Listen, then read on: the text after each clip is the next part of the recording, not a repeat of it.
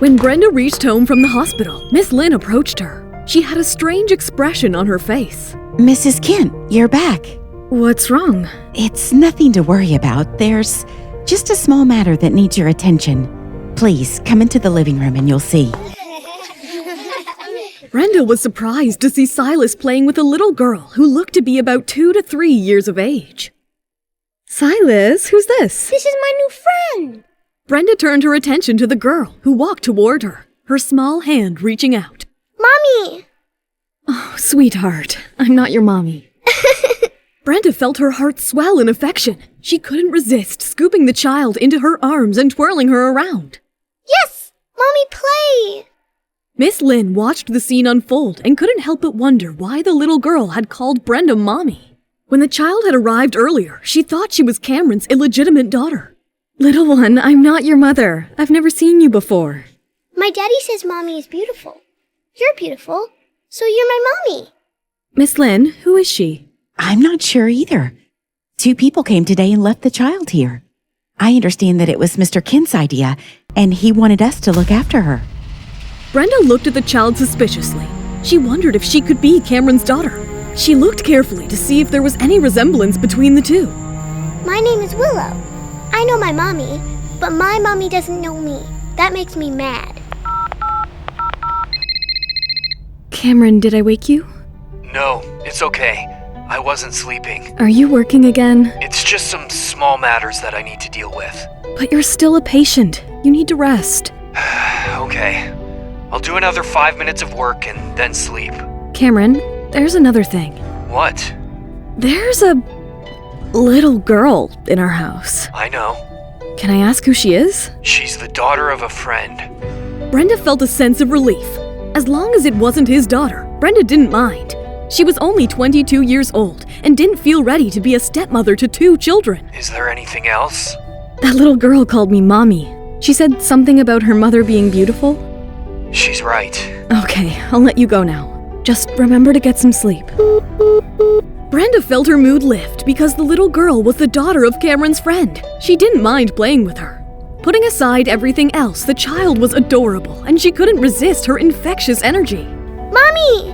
Brenda was speechless. She couldn't stay angry when the child looked at her with love and adoration. She picked up the little girl and headed towards Silas, who was waiting to play with them. Call me Auntie. Mommy! Please, just this once. Auntie! Yes, Kareem. Tell me. There are no records of Cameron leaving the country. As for Martin, he flew out of the country the day before yesterday and only came back last night. That's just what I was expecting to hear. I know what to do now. Thank you, Kareem. I'll repay you in the future. Of course, Robert. We're helping each other out. Just like when I got those guns for you. Yes, we'll speak soon. Robert could feel the anger build up inside him, but he knew he couldn't afford to be angry. Hello? What do you want, Cameron? I'm just giving you a taste of your own medicine. But she's only 2 years old. If you want anything, come to me and leave her out of it. Robert had shown no consideration for Silas's age when he tried to kidnap him, and it seemed ridiculous that he would try to make such an argument. I'll ask you again. What do you want? Robert's nerves were on edge. He knew he couldn't report the case to the police. The lawyers Cameron employed were the best in the business. They could get him acquitted easily. Robert knew that if Cameron was hiding Willow, there would be no evidence. He could deny all knowledge of the event, and there would be nothing Robert could do about it. You had promised to give me 10% of your company's shares. That's what I want. If Robert had been angry before, it was nothing to the fury that Cameron's words had just caused. If they had been in the same room, he knew he would have strangled the man. No, you said you wanted them, but I didn't agree. Well, that's why I forced the issue. It seems I underestimated you, Cameron. I won't forget this conversation. I only hope that you won't forget it either. Don't worry, I won't.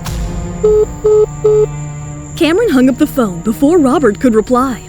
Robert hadn't even been given the satisfaction of being the one to end the call. He felt defeated. The new addition to the household quickly attached herself to Brenda. It was as if she had acquired a shadow. However, Silas watched her with eyes full of resentment. At bath time, Silas refused to cooperate with Brenda in Willow's presence. He wanted her out. Finally, Brenda took Willow out of the room, and Silas was in a good mood again. Mommy only gave Silas a bath. Where's mine? As soon as Brenda was done bathing Silas, she put him to bed and bathed Willow. The warmth of the bath worked in Brenda's favor. She watched Willow's eyelids grow heavy, and she lay her down when suddenly... Mom, where's Daddy? Brenda froze. She didn't know how to answer such an important question. She didn't know who the father was and didn't dare to ask her. Brenda gave her fluffy pink pillows to sleep with, distracting her from asking more questions. Willow finally fell asleep. Are you asleep, Silas? He wasn't. He was sitting on the floor playing with toy building blocks. He glared at Brenda. Are you angry with me? Silas ignored her and started banging his toys. Why are you angry? She had used her softest voice. She knew he was more sensitive than other children. I don't like it.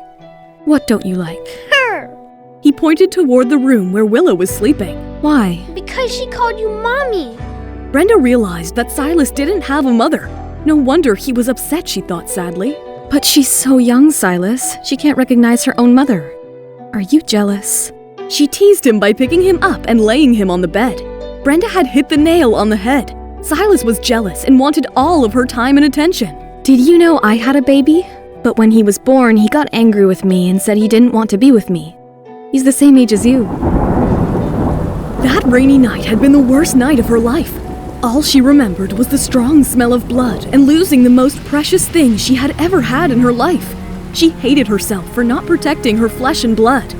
Tears rolled down Brenda's cheek, and Silas clumsily wiped them off her face. But now I've got you, and I promise to never love anyone more than I love you. Silas nodded as she hugged him. Her heart was filled with gentleness and relief. Now that you have gone to sleep, I'll quickly check my phone to see when Rekindled Heartache is coming out on YouTube. I am so excited! The next day after work, Brenda noticed Robert standing afar. Pretending not to see him, she turned around and walked away. Suddenly, Robert ran over and stood before her, blocking her path. What do you want, Robert? Do you really hate me that much? You're very perceptive. Well done. Why? I'm not much worse than Cameron. I like him because he's better looking than you. I can only assume he treats you well. Why else would you be so loyal? She didn't answer. Instead, she tried to push past him, but he laid his hand on her arm and stopped her. Brenda tried removing his grip, but he held on tighter and looked into her eyes. The tension between the two was palpable, with Robert not allowing her to move. Why did Robert hold Brenda against her wish? Will he let her go, or does he want something more from her? Hi, Brenda here. Hope you are loving Love Bargain. Keep following us as we release a new episode of Season 1 daily on YouTube. You can jump the queue and unlock all seasons of the audio series by installing the Pocket FM app now.